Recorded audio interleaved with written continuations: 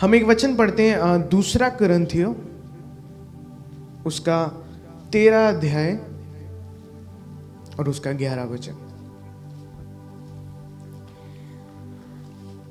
हे भाइयों, आनंदित रहो, सिद्ध बनते जाओ, ढाढ़स रखो, एक ही मन रखो, मेल से रहो और प्रेम और शांति का दाता परमेश्वर तुम्हारे साथ होगा।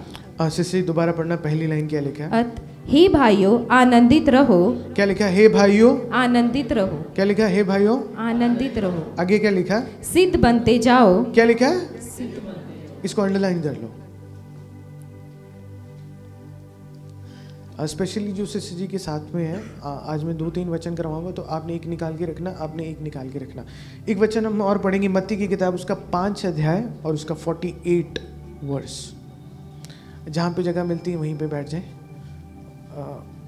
मत्ती की किताब उसका 5 अध्याय और उसका 48 वर्स।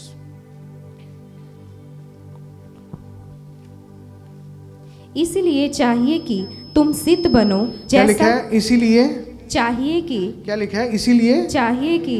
हाँ जी, तुम सिद्ध बनो। क्या लिखा है? तुम सिद्ध बनो। इसको भी अंडरलाइन कर लो। हालेलुया। अब ये आप सब नहीं निकालेंगे, ये सिर्फ सिस्टर जी निकालेंगे। नीति वचन उसका 17 अध्याय, नीति वचन उसका 17 अध्याय और उसका 27 वर्स।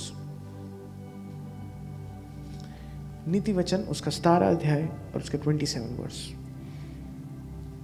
जो संभल कर बोलता है। क्या लिखा है? जो संभल कर बोलता है, हाँ जी, वह ज्ञानी ठहरता है। क्या लिखा है? वह ज्ञानी ठहरता है। और आगे क्या लिखा है? और जिसकी आत्मा शांत रहती है। लिखा है जिसकी आत्मा शांत रहती है, शांत रहती है, वही समझ वाला पुरुष ठहरता है। वही समझ वाला पुरुष ठहरता है। इसको मैं इंग्लिश में पढ़ूंगा, इसमें एक वर्ड मिसिंग है, हिंदी में एक वर्ड मिसिंग है। इंग्लिश में इस प्रकार लिखा है, नीति वचन उसके प्रोवर्ब्स 17 उसका 28 वर्ड्स में इस प्रकार लिखा है, even a fool when he hold his peace is counted wise. और लिखा है and he that shuts his lips is esteemed a man of understanding. Hallelujah. एक सेकंड, मैंने दूसरा वर्स पढ़ दिया। 27 में इस प्रकार लिखा है, he that had knowledge separate his words, a man of understanding। Hindi English में लिखा है a man of understanding। मैंने आपको कौन सा कहा सिस्टर जी पढ़ने को? 27 ना। इंग्लिश में लिखा a man of understanding is of an excellent spirit। Hindi में excellent spirit नहीं लिखा, इंग्लिश में excellent spirit लिखा है। हिंदी में पढ़ना क्या लिखा है दोबारा एक बार फिर से? जो संभल कर बोलता है, जो संभल कर बोलता है, वह ज्ञानी ठहरता है, वह ज्ञानी ठहरता है। और जिसकी आत्मा शांत रहती है, जिसकी आत्मा शांत रहती है, वही समझ वाला पुरुष ठहरता है। हाँ, हिंदी इंग्लिश में इस प्रकार लिखा है, जो व्यक्ति नॉलेजेबल है और सोच समझ के अपने शब्दों का इस्तेमाल करता है, आगे उसका डिस्क्रिप्शन इस प्रकार लिखा है, वो एक पुरुष है अंडरस्टैंडिंग वाला, वो समझ वाला पुरुष है। और उसमें आगे क्या लिखा है? और उसके अंदर एक्सीलेंट स्पिरिट पाया जाता है। कौन सा स्पिरिट? सिद्ध आत्मा उसमें पाया जाता है। हिंदी में पढ़ना एक बार फिर से। जो संभल कर बोलता है, क्या लिखा है? जो संभल कर बोलता है, जो संभल कर बोलता है, वह ज्ञानी ठहरता है। मतलब जैसे आप और मैं बात करते हैं, जो आपका और मेरा तरीका है बात करने का, और जो भी हमारा लहजा है, मतलब हमारे बात करने के तरीके से पता लगता है कि आप और मैं समझदार है या नहीं। हालेलुया। कई लोग बोलते हैं ना, ये इसकी बात करने का तरीका ऐसा है पर वैसे समझदार है, पर बाइबल इस चीज को डिनाई करती है। क्या लिखा है बाइबल में पढ़ना? जो संभल कर बोलता है, जो संभल कर बोलता है, वह ज्ञानी ठहरता है, वही ज्ञानी ठहरता है। बाइबल कहती है जो अपने वर्ड्स को काउंट करके, मतलब अपने वर्ड्स को वो गिन के और समझ के कि क्या बोलना है और क्या नहीं बोलना है, जो अंडरस्टैंडिंग के साथ बोलता है, बाइबल बताती है जिसके शब्दों में कैलकुलेशंस है। कैलकुलेशंस मतलब उसको ये नहीं है कि जो मुंह में आया वो बोल दिया, जो कैलकुलेट करके बोलता है उसको, वो परमेश्वर के वचन के अनुसार बाइबल कहती वो समझदार है। और आगे क्या लिखा है? और जिसकी आत्मा शांत रहती है। हाँ, जिसकी आत्मा शांत रहती है। आत्मा शांत रहने का मतलब, आत्मा शांत रहने का मतलब क्या है? आत्मा शांत रहने का मतलब क्या होता है? कितने लोगों को पता? अपने हाथ को उठा सकते हैं आप। कितने लोगों को नहीं पता? आत्मा शांत रहने का मतलब कि कुछ भी नहीं बोलना, शांति में रहना, मतलब चुपचाप रहना। चुपचाप रहना मतलब है आत्मा शांत रहना। मतलब आप कई लोगों को मिले होंगे ना, उनके अंदर ना रेस्टलेसनेस होती है। रेस्टलेसनेस का मतलब पता है?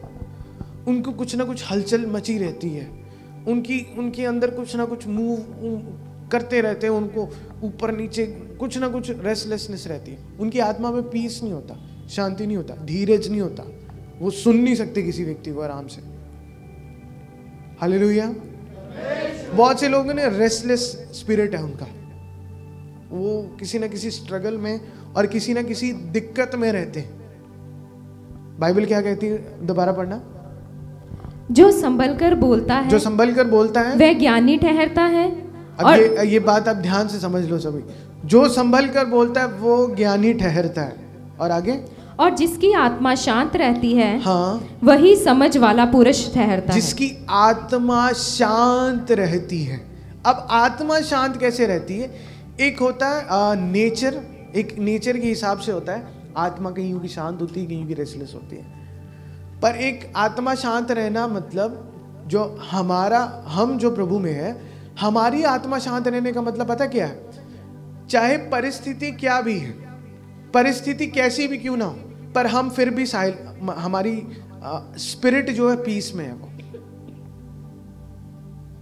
जैसी मर्जी परिस्थिति है पर हम फिर भी पीस में हैं। हमें कुछ भी क्यों ना बोला जाए, हम फिर भी शांति में है। पढ़ना दोबारा, क्या लिखा है?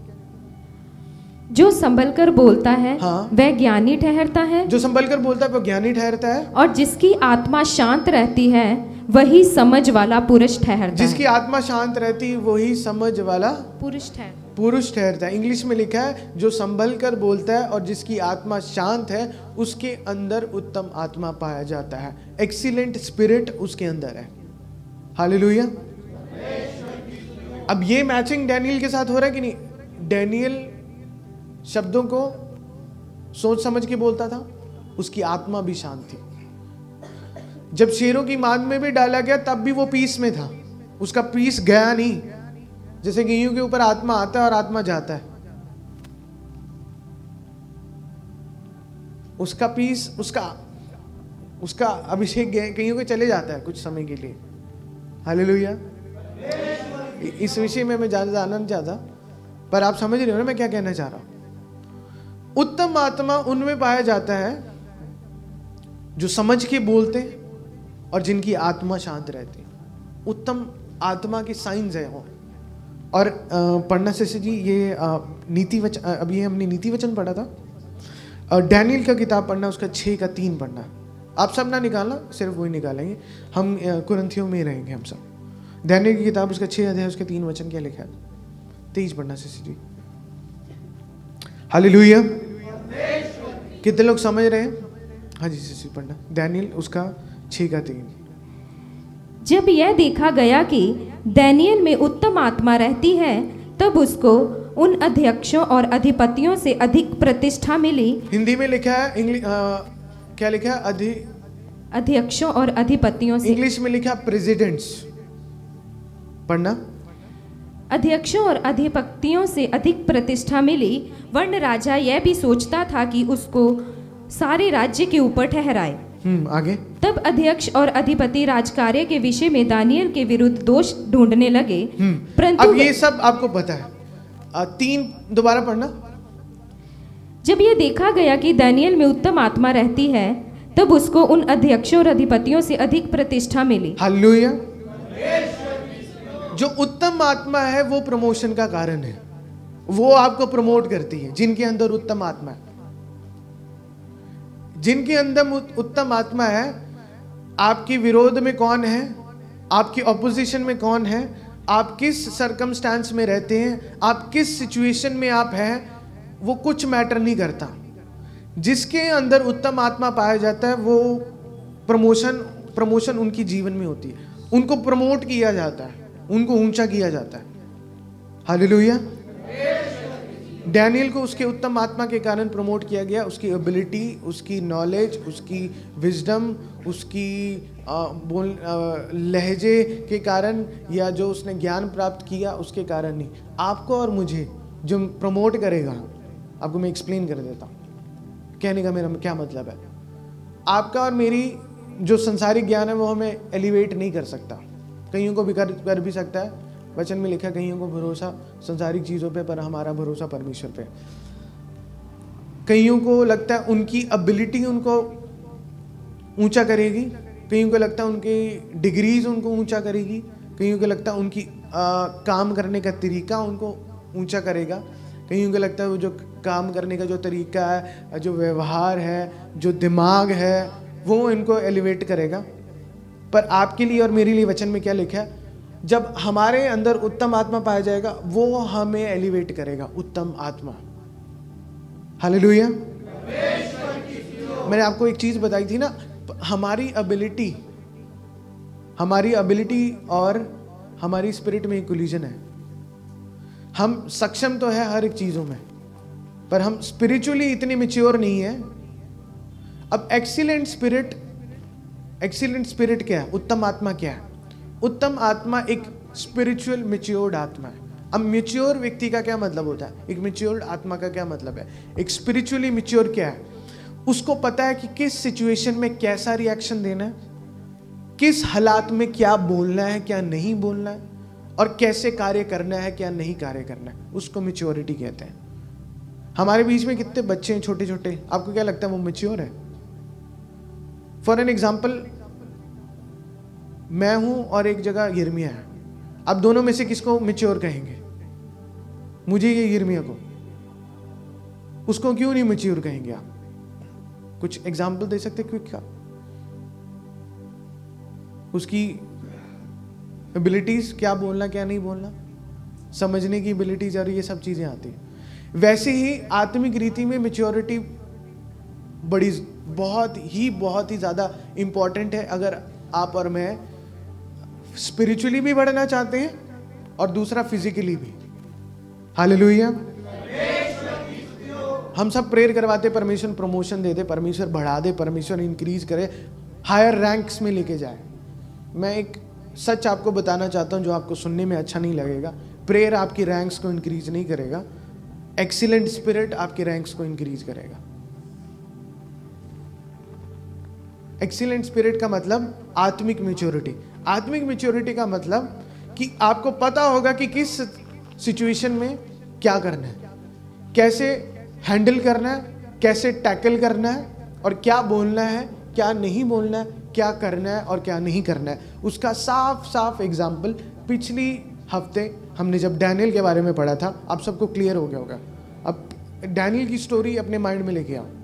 डैनियल के साथ क्या हुआ, डैनियल ने क्या किया, उसके विरोध में क्या हुआ, उसके विरोध में क्या क्या नहीं किया गया।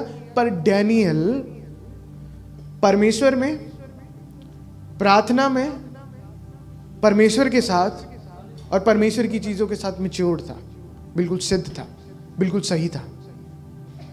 हालेलुया। कितने लोग समझ रहे हैं? और लिखा एक्सीलेंट स्पिरिट उसके अंदर पाया गया, उसके कारण प्रमोशन आई डैनियल के ऊपर। और प्रमोशन कैसी आई? नॉर्मल छोटी मोटी प्रमोशन नहीं आई। लिखा है उसको पूरे राज्य के ऊपर उसको ठहराया गया जा रहा था डैनियल को।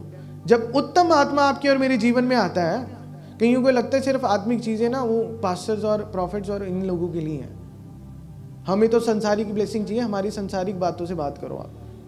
अभी मैं पैसे के बारे में आपके साथ सर्मन शेयर करूँ ना, आप सबको बड़ा मजा आएगा, आप लिखेंगे भी एक पॉइंट। पास्टर जी बताना जरा, क्या मिस हो गया, क्योंकि ये संसारिक चीज है, संसारिक चीजों के साथ रिलेटेड है। हालेलुया।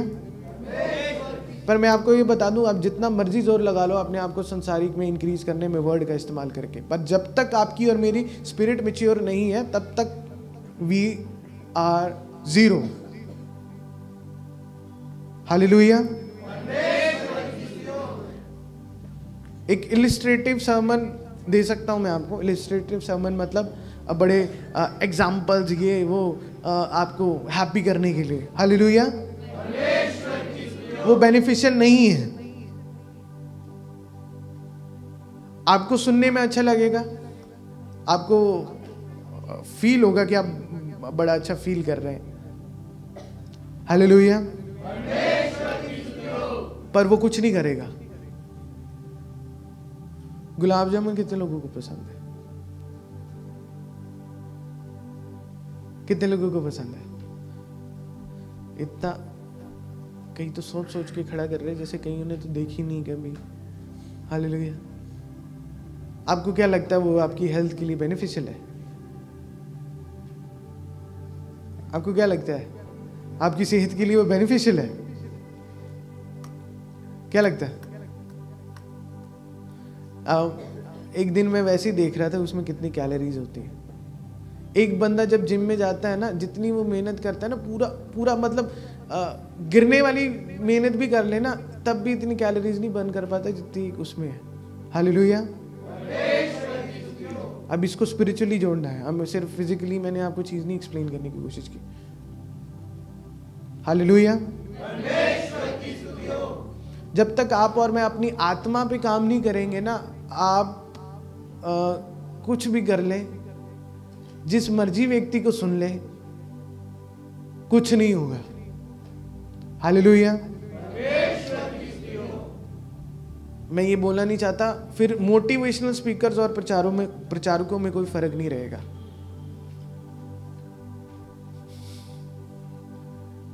मोटिवेशनल स्पीकर्स में और प्रचारकों में कोई फर्क नहीं रहेगा। कितने लोग समझ रहे मैं क्या कहना चाह रहा हूं? आपके और मेरे जीवन में परमेश्वर अगर आपसे बात करना चाहता है, आपको कुछ कहना चाहता है, आपके जीवन में कुछ डिपॉजिट करना चाहता है, आपके जीवन में कुछ करना चाहता है ना, वो परमेश्वर आत्मिक है तो वो आपकी आत्मा में डिपॉजिट करेगा। आपकी आत्मा में वो आपसे चीजें एक्सचेंज करेगा। आपकी कई लोग कहते हैं ना हमें परमेश्वर को सुनना है, परमेश्वर की आवाज को सुनना है। उसको सुनने के लिए पहले हमें आत्मिक होना पड़ेगा, स्पिरिचुअली मैच्योर होना पड़ेगा, तब हम परमेश्वर की आवाज को सुन सकते हैं। हम फिजिकल हैं, हमारा प्रेम फिजिकल चीजों के साथ है, हम कनेक्टेड फिजिकल चीजों के साथ है, और परमेश्वर की आवाज को सुन ले, ऐसे नहीं हो सकता। हालेलुया। एक परमेश्वर के दास कहते थे, जो आप सुनते अगर मैं वो सुनूं, तो जो आप नहीं सुनते और जो मैं सुनता हूं वो मैं नहीं सुन सकता। जो आप देखते अगर मैं वो देखूं, तो जो आप देखते हैं और जो मैं देखता हूं, जो आप नहीं देख पाते, फिर वो आप वो नहीं देख सकते। कितने लोग समझे, कितने लोग नहीं समझे? हालेलुया।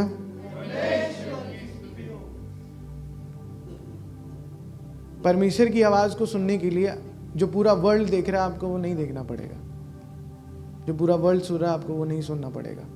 परमेश्वर की आवाज को सुनने के लिए जो परमेश्वर का वचन कहता है, केवल और केवल वो सुनना पड़ेगा। उसके द्वारा ही परमेश्वर की आप आवाज को सुन सकते हैं। हालेलुया। ऐसा नहीं हो सकता सुबह हम कुछ और सुन रहे और शाम को कुछ और सुन रहे और ये कहीं की पवित्र आत्मा हमसे बात करे। ऐसा एक्सपेक्ट करने की भी जरूरत नहीं है और ऐसा होता भी नहीं है।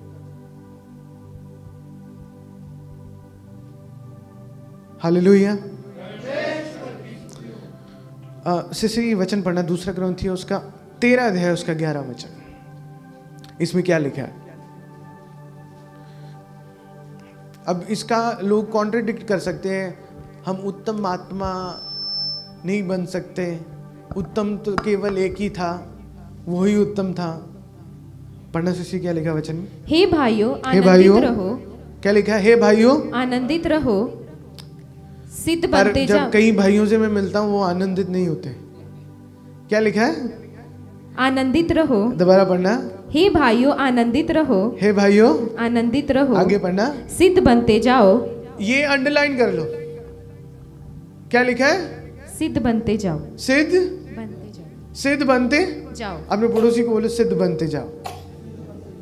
हाँ जी, अपने पड़ोसी को बोलो सिद्ध बनते जाओ। आगे पढ़ना। ढाढ़स रखो, एक ही मन रखो, मेल से रहो, हाँ, और प्रेम और शांति का दाता परमेश्वर तुम्हारे साथ होगा। आमीन, हालेलुया। इस पूरे वचन में हम सिर्फ इस चीज पे आएंगे, लिखा है सिद्ध बनते जाओ, ऐसे ही कहा गया। अब दूसरा वचन पढ़ेंगे हम, मत्ती की किताब उसका 5वां अध्याय उसका 48 वर्स। मत्ती की किताब उसका 5 अध्याय और उसका 48 वर्स। इसीलिए चाहिए कि तुम सिद्ध बनो। क्या लिखा है? इसीलिए चाहिए कि तुम सिद्ध बनो। क्या लिखा है? इसीलिए चाहिए कि तुम सिद्ध बनो। क्या सिद्ध बनो? क्या लिखा है? सिद्ध बनो। हमने पड़ोसी को बोला सिद्ध बनो, और आगे क्या लिखा है? जैसा तुम्हारा स्वर्गीय पिता सिद्ध है। जैसा तुम्हारा स्वर्गीय पिता सिद्ध है। अब ये डायलॉग का इस्तेमाल करना बंद करें और ऐसे डायलॉग सुनना बंद करें कि हम सिद्ध नहीं बन सकते।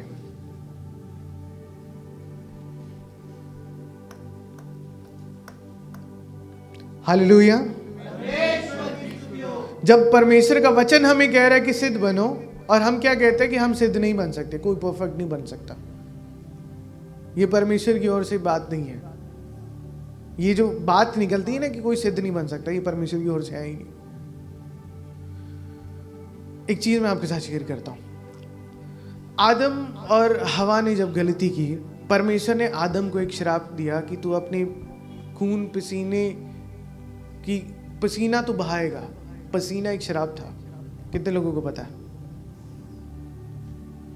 और आप में से कितने लोगों को लगता है कि वो अभी तक कैरी ऑन हो रहा है? कितने बॉर्न अगेन लोगों को लगता है कि वो उनके जीवन में कैरी ऑन हो रहा है? क्योंकि वो आपके और मेरे ऊपर से टूट चुका है। जब आपने नया जन्म लिया, वचन में लिखा है पहले आदम से क्या आई? दूसरे आदम से। अब हमारा कनेक्शन किसके साथ है? दूसरे आदम के साथ। दूसरे आदम ने ये पसीने वाला जो श्राप था उसे तोड़ दिया आपके और मेरे ऊपर से। हालेलुया। अगर आपका और कनेक्शन राइट आदम के साथ है तो तभी वचन में लिखा है कि सिद्ध बनो। Hallelujah, hallelujah.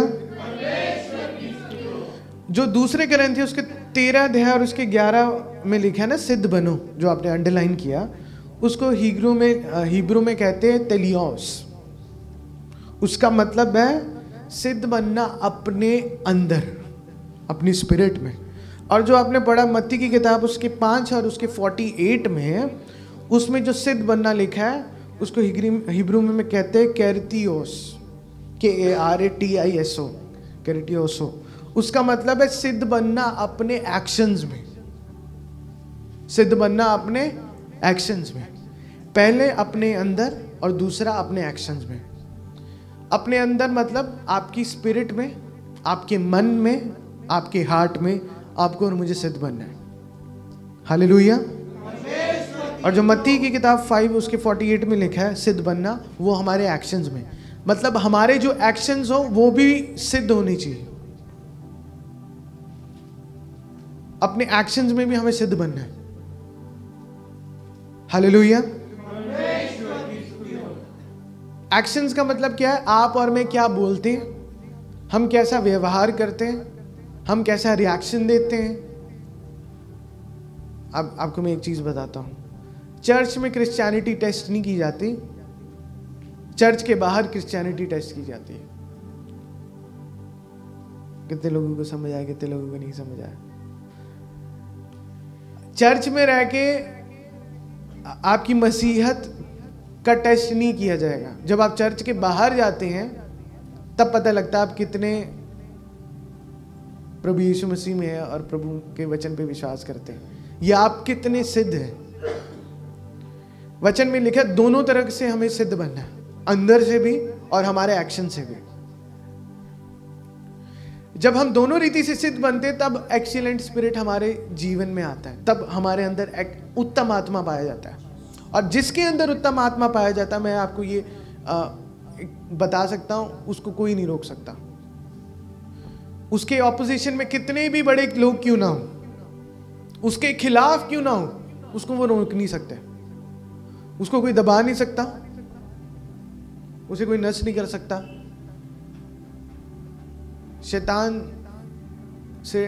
शैतान की टोलियां आए वो भी उसको कुछ नहीं कर सकती, जिसके अंदर उत्तम आत्मा है। जिसके अंदर उत्तम आत्मा है, प्रमोशन उसके ना नेचर में, वो डे बाय डे मल्टीप्लाई होता है, डे बाय डे मल्टीप्लाई होता है। वो मल्टीप्लाई करता रहता है अपने आप को, क्योंकि उसने अपने आत्मा में काम किया, अपने शरीर पे काम नहीं किया। काम नहीं किया मतलब अब मैं आपको एक्सप्लेन करता हूँ। जब हम अपनी स्पिरिट पे फोकस करते हैं, वो आत्मा फिर हमारे संसारिक कामों के ऊपर अधिकार करती है। फिर जब वो हमारे संसारिक कामों के ऊपर अधिकार करती है, फिर हम गलती, पाप या कोई ऐसी चीजें नहीं कर सकते और नहीं करते। जब हमारे दोनों क्षेत्रों में परमेश्वर का आत्मा अधिकार रखने लग जाता है, तब हमारे अंदर उत्तम आत्मा पाया जाता है, और फिर परमेश्वर का आत्मा फिर हमें प्रमोट करता है। हालेलुया। जब हमें प्रमोट किया जाता है, तब ऐसा नहीं है कि शैतान टेस्ट नहीं करता। शैतान टेस्ट करता है, वचन में लिखा है वो हमारे कि हमें अपने विश्वास की अच्छी लड़ाई लड़नी है। हालेलुया। मैंने आपको पहले भी बोला, अभी दोबारा बोलता हूँ, ये कॉन्सेप्ट अपने मन से निकाल दो कि जितने आप स्पिरिचुअल होते जाएंगे उतना आपको टेस्ट नहीं किया जाएगा। आपको टेस्ट किया जाएगा, और टेस्टिंग के द्वारा ही हम अपने आप को कंफर्म करते हैं और हम और मजबूत होते हैं। हालेलुया। जब तक किसी चीज को टेस्ट ना किया जाए, तब फेक और ओरिजिनल में फर्क नहीं पता नहीं लगता कि कौन फेक है कौन ओरिजिनल है। कितने लोग समझ रहे, कितने लोग नहीं समझ रहे। एक जोक आपके साथ शेयर करता हूं मैं, ये लोग जोक सुनना चाहते हैं। फेक ओरिजिनल से एक जोक याद आया। एक बंदा प्रेयर कर रहा था, परमेश्वर मेरे जीवन से जितनी फेक चीजें हैं वो सभी हटा दे। उसके घर से सभी चीजें निकली, सारी फर्स्ट कॉपी थी, जूते कपड़े सब। इसलिए जो भी आप प्रेयर करते सोच समझ के करें।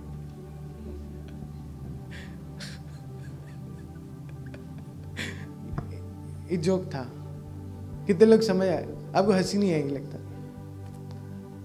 कितने लोग समझ गए? Hallelujah, hallelujah. लगता आप सब डिप्रेसो पी के आए हो। एक्सप्रेसो होती है, एक डिप्रेसो होती है। कितने लोगों को जोक समझ आया? हालेलुया। आपको और मुझे अपनी आत्मा में काम करना, और ये हमारी प्रायोरिटी होनी चाहिए। हालेलुया। अगर आपको फिजिकली भी बढ़ना है, पैसे में भी बढ़ना है, प्रमोशन में भी बढ़ना है, जिस क्षेत्र में आप उसमें बढ़ना है, आपने अपने बिजनेस को एक्सपैंड करना है, जहां पे भी आप काम करते हैं, आप चाहते हैं कि वो बढ़े, आपको अपने आत्मा पे काम करने की जरूरत है। वो आपको एलिवेट करेगी। स्पिरिचुअल जंकीज आपको एलिवेट नहीं करेगी। अब इसको मैं एक्सप्लेन नहीं करूंगा, आप सब समझते हैं। हालेलुया। स्पिरिचुअल जंक फूड आपको एलिवेट नहीं करेगा। आपको रियल रॉ फूड पे आना है और उसका इस्तेमाल करना है अपनी स्पिरिचुअल मसल्स को गेन करने के लिए। आप बाइबल में जितने भी परमेश्वर के लोगों को पढ़ोगे, उन सब की आप आत्मा देखना, उनके अंदर एक्सीलेंट स्पिरिट पाया जाता है। एक्सीलेंट स्पिरिट कैसे पता लगता है? ऐसे तो सब बोलते हैं हम सब आत्मिक हैं, जब उनसे बात की जाए आत्मिक कौन, आत्मिक कब आत्मिक थे, वो सब पता लग जाता है। हालेलुया।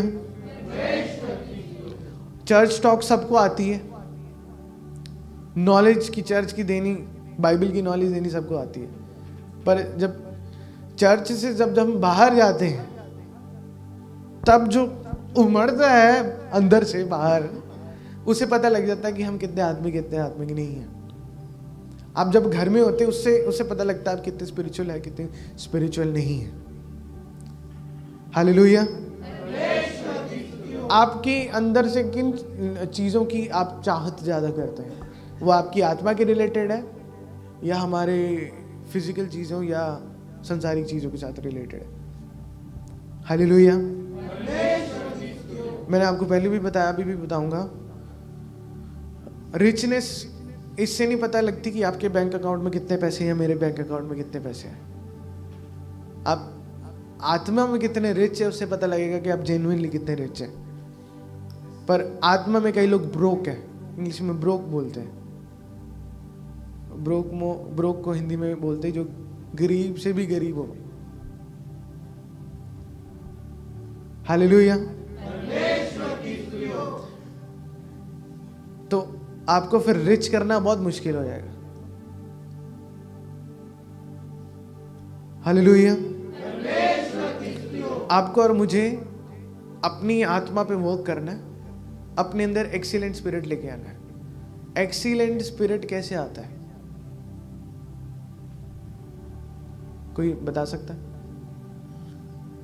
जब हम सिद्धता की तरफ जाते हैं, जब हम अपने आप को करेक्ट करते हैं, और यही तो सबसे बड़ा टास्क है। सबसे बड़ा टास्क है कि प्रभु यीशु मसीह हमारे लिए परफेक्ट हो गया, हमें परफेक्ट होने की कोई जरूरत नहीं। सबसे बड़ा झूठ है ये।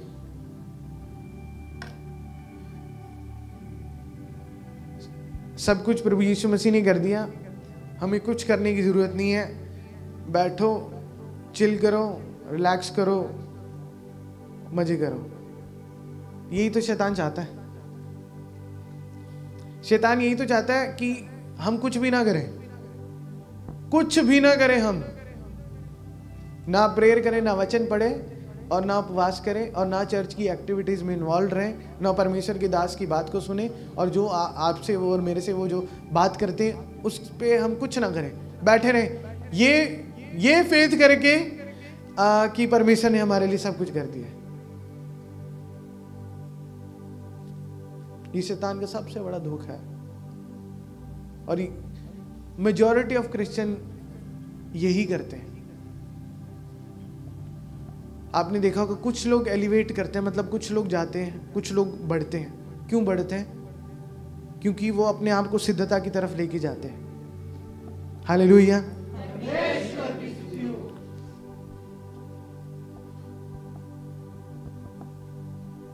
कितने लोग समझ रहे हैं? आपको और मुझे अपनी स्पिरिट पे काम करने की जरूरत है।